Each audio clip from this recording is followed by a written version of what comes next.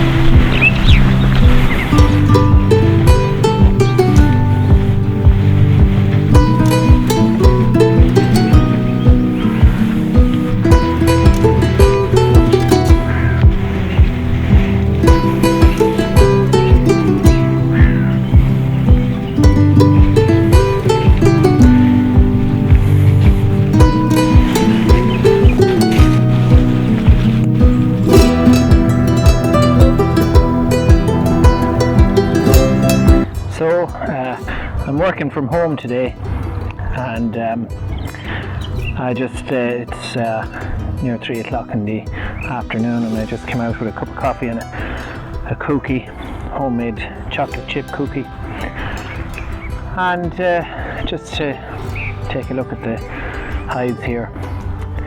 On the 1st of March we had a fall of snow, and since that there's kind of been an easterly wind blowing, so it was quite cold, even though there was no snow on the ground left, but it was, last week in particular was quite a cold week. Now it's after turning mild again today, but anyway, the bees weren't really flying, but I was going around checking the nukes in particular, and some of them caught me by surprise, as they do at this time of the year.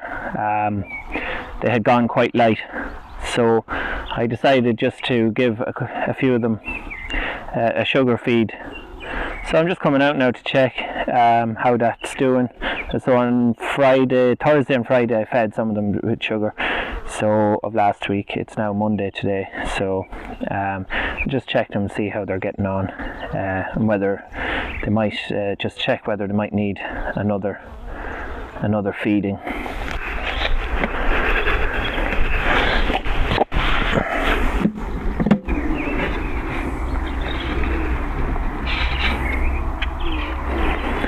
These bees are making their way through that sugar anyway. Certainly would give the appearance of a good strong colony. I'll just show you. There's quite a few of them up. I used an eek here. I just placed a block of sugar in the feed, over the feed hole, that they would normally come up. I like to overwinter them with the feeders on, just for that extra bit of warmth. Now, this is a Maisie Moore nuke. Maisie Moore have since kind of refined their design to make a more insulated lid. This lid, as you can see, is quite thin. This is the older version. So I usually leave the feeders in place over the winter in the majority of them, just for that extra bit of insulation. And during the winter, if you lift the lid, actually, it's quite interesting just to see, or feel that bit of warmth in the feeder. So they're happily making their way through that sugar. This is a homemade sugar block. I just didn't have any fondant actually on me, so I just made up a few homemade sugar blocks, just to tide them over, have fondant coming tomorrow. So I think I will feed them another go.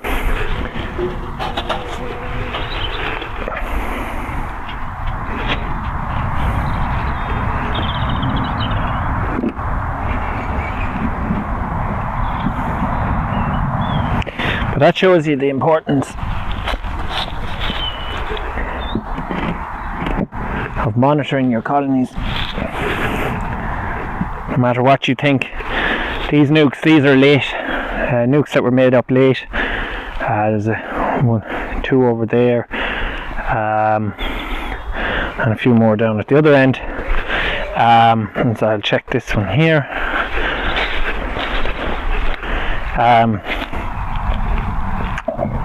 And they were made up late in the season.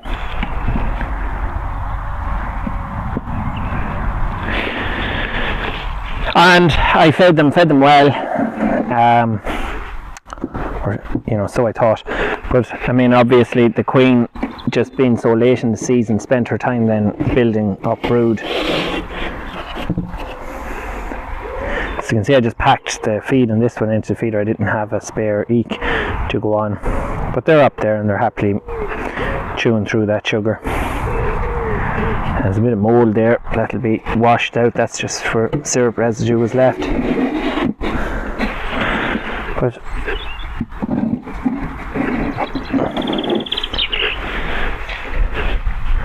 I'll show you this one. This one was made up slightly later in the season. This one has a deep and a super.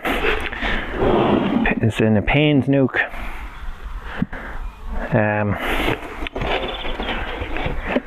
I can get this lid off now without trying to be lazy. You can see they're up in the top bars. Here is the top box. You can feel warmth there, which is a good sign. There's brood coming up. The colony is brooding. And plenty of stores across the tops there, I can see. So, but this is a colony that was made of, in actual fact, this colony, in a storm back in October, the lid, even though it was weighed down, took off, and so did the inner cover, because I'd actually only checked them the day before, and so the bees hadn't properlised the lid down, and they were exposed. I was away up in Dublin, and they were exposed for a whole day in downpour. I thought they were finished, but as you can see there, they appear to be doing quite well. They're up in the top bars. This is another late season, or sorry, not late season, this was an early season one. And you can see bees cluster up here in the top bars, clustering. and there's plenty of feed there, so that's a good sign. There's a bit of mould there across in the centre top bar. I don't like that. It's one thing I find with these these particular poly nukes, and it's what had me kind of shying away from going into poly hives, was the amount of condensation that seems to gather in them. I've tried everything really to prevent it. I don't know whether it's condensation or water ingress, and the water ingress then leads to condensation, because I often find here where the frame rests are, with that little trough, sort of collects water. I don't know if anybody else finds that. If you have a way of dealing with it, I'd like to know.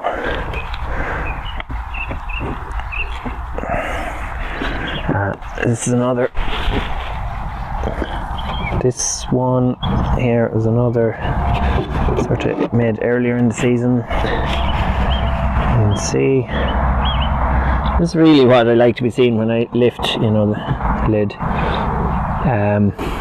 I have, bees across 1, 2, 3, 4 frames there, and possibly bees in across this side.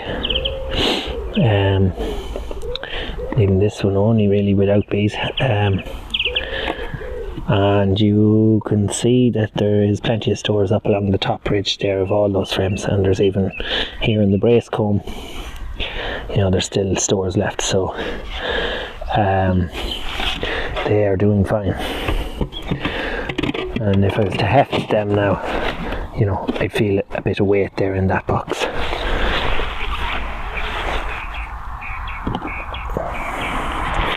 Now again, this is another one made early in the season, but splits were taken off this and that one there around August, so they did get a bit of a knockback. Now these ones haven't quite come up, but I can see 1 or 2 bees coming up here into the top half. There's actually a queen excluder left in this one, which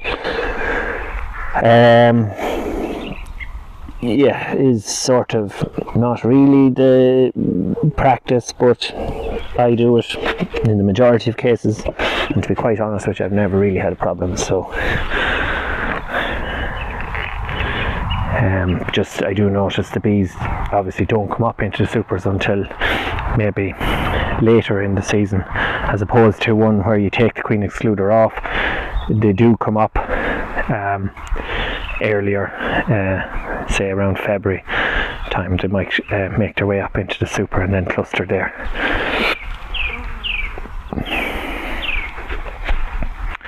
So we'll go down here and look at the other ones. I better drink my coffee before it goes cold altogether.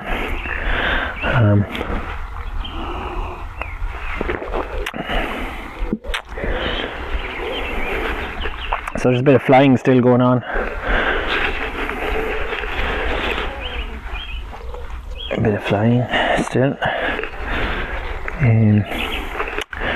One of the days last week, even though it was quite cold, I did see a nice bit of pollen being brought in. I'm just not seeing any there today.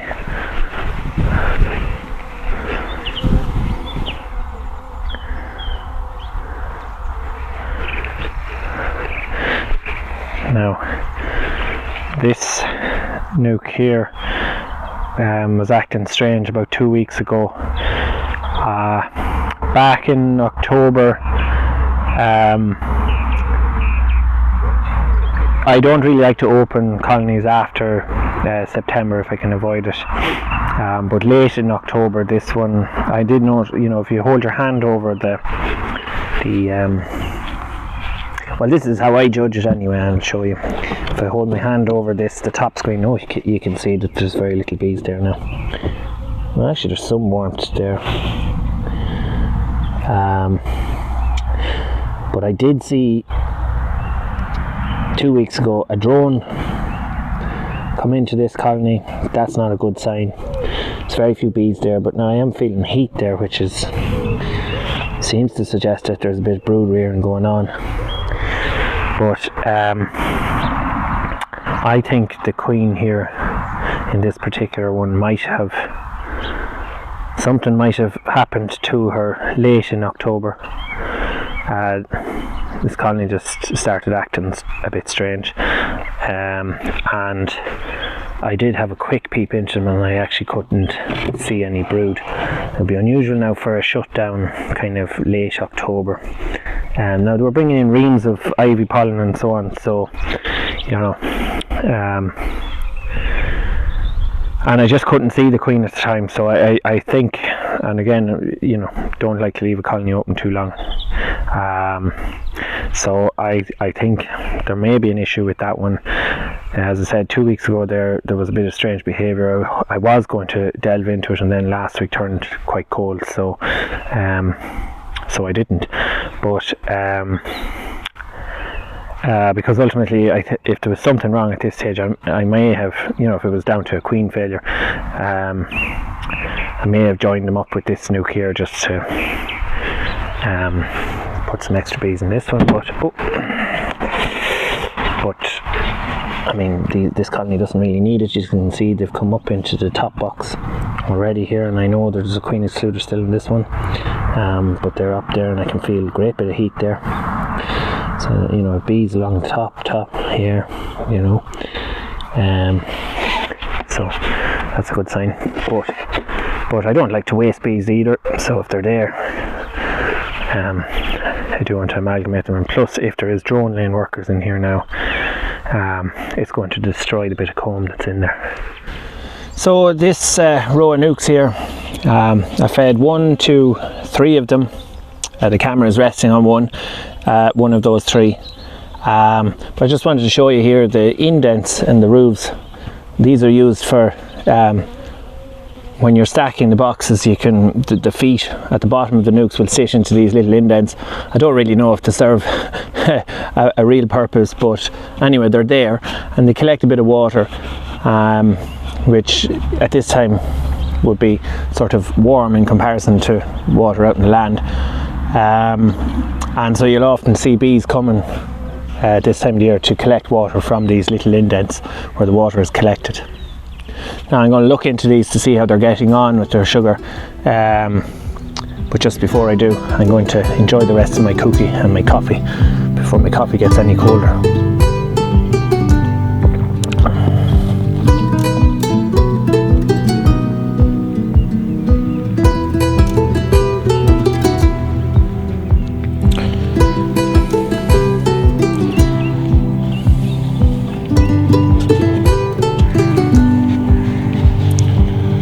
See, I've packed the sugar in there and they're just starting to kind of make their way up here.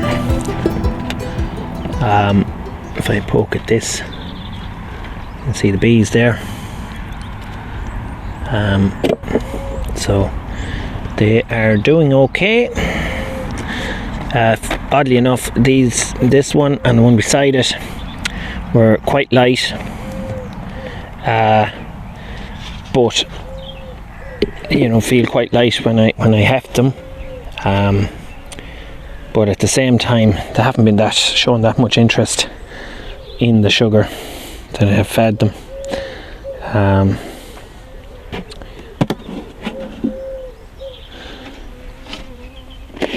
Okay, these girls are coming up.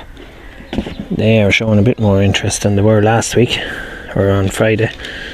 I fed these ones on Thursday, and on Friday they still had no interest in it as such, but they're up there now and it's great. You can feel serious heat coming up there, so I don't want to leave them open too long.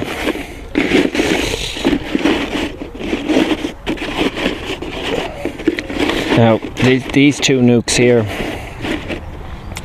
these were made up very late, again early September, which is very late to make up nukes, but so far they're showing positive signs. This one was made up earlier in the year, but there was a split taken off it again towards the end of August, but as you can see there, very little issue. There's plenty of bees up there taking sugar down anyway, and it's always a good sign if you can see that many bees up in the top box. A lovely bit of heat there coming up.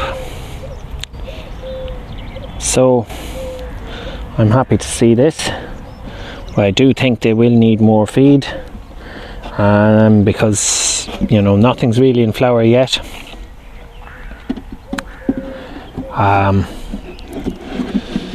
Hazel catkins and a bit of winter heather, and winter heather as I call it, but ornamental heathers in flower, and willow, and that. It's mostly sources of pollen that's available at the moment, but not much nectar. Temperatures wouldn't be anywhere close to being what's required for flowers to produce certainly any significant quantity of nectar. So that's where the bees' resources come in. And obviously if you have a young colony that's been led or headed by a young queen, especially nukes, those queens will want to hit the ground running early in the season, and that's what then causes them to chew through their stores. The risk isn't as great maybe with colonies, in my experience, if they have managed to put away significant stores, particularly in Ireland here with the ivy crop. I generally find that the ivy crop will get the majority of my colonies through. It's just that these particular nukes that I'm showing you were made up very late in the season, so they didn't have the chance really to build up and put away enough stores. Even though I was feeding them at the time, the feed I was actually feeding them, to be quite honest, was a thinner mix than what you'd normally feed for winter stores. The objective being to kind of plug the frame somewhat, but also to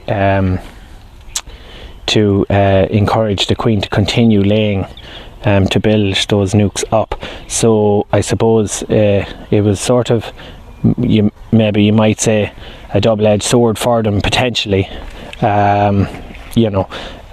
because the queen was obviously then encouraged to lay, so she would have used up a lot of that sugar, or the colony would have used up a lot of that sugar that I was feeding them to build up the numbers to get them through the winter. The advantage, obviously, of course, of having late brooding is that at that time of the season it's overwintering bees that you're getting. It's bees that are designed to overwinter, live long. The average lifespan of a worker bee in the summer months is about 2 to 3 weeks, whereas winter bees 3 to 4 months or more possibly.